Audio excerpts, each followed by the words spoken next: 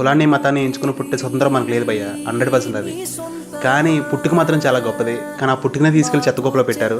నేను అంటున్న ఈ మాటలు డెఫినెట్లీ మీరు వింటారు. ఎవరైతే ఈ పని చేస్తారో వాళ్ళు వింటారు. వాళ్ళు రిగ్రెట్ అయినా, క్షమాపణ కోరినా, లేదంటే భగవంతుడికి క్షమాపణలు చెప్పుకున్నా సరే ఇంకా చేసేదేం లేదు.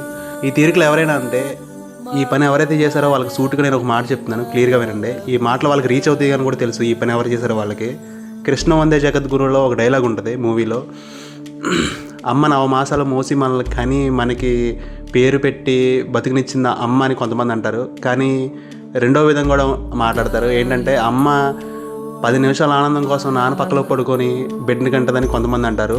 మీరు ఎవరైతే ఈ పని చేశారో 100% మీరు రెండో దానికి మాత్రం ఉదాహరణ. మీరు గుర్తుపెట్టుకోండి, మారాల్సింది నాయకులు, ప్రభుత్వం, అధికారులు కాదు భయ్య. మారాల్సింది మనం. మనలో మార్పు ఉన్నప్పుడే సమాజం బాగుంటుంది. ఇది పర్టికులర్గా ఎందుకు చెప్తున్నానంటే, నిన్న కాక మొన్న పెదపాడులో పాతెంఆర్ ఆఫీస్ పక్కన ఒక చిన్న బాబుని పసిగందని తీసుకెళ్ళి ఒక చెత్తగుప్పలో పడేశారు. ఆ మహాతల్లి ఎవరో మరి. కులాన్ని మతాన్ని ఎంచుకునే స్వతంత్రం మనకు లేదు భయ్య, ఆ రైట్ కూడా మనకు లేదు. ఎక్కడ ఎలా పడతామో మనకు తెలియదు. కానీ ఒక పుట్టుకనేది చాలా గొప్పది. నాయకులు మారాలి, అధికారులు మారాలి, సమాజం మారాలనుకుంటాం. కానీ సమాజంలో మనం ఉన్నాం. ఫస్ట్ మన దగ్గర నుంచి స్టార్ట్ అవుతుంది, ఏదైనా స్టార్ట్ అవుద్ది.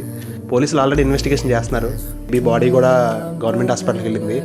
అండ్ త్వరలోనే ఎవరో తెలుస్తారు, వాళ్ళు డెఫినెట్లీ పట్టుకుంటారు. కానీ ఇలాంటి యాక్టివిటీస్ అనేవి ఇంకా జరుగుతున్నందుకు మనం సిగ్గుపడాలి. ఎందుకంటే దీన్ని తీసుకెళ్ళి మనం వేరే వాళ్ళ మీద బురద జల్లడం, వేరే దాని మీద, లేదంటే రాజకీయంగా కానీ, లేదంటే ఇంకా వేరే విధంగా అధికారికంగా బురద జల్లడం అనేది చాలా ఘోరం.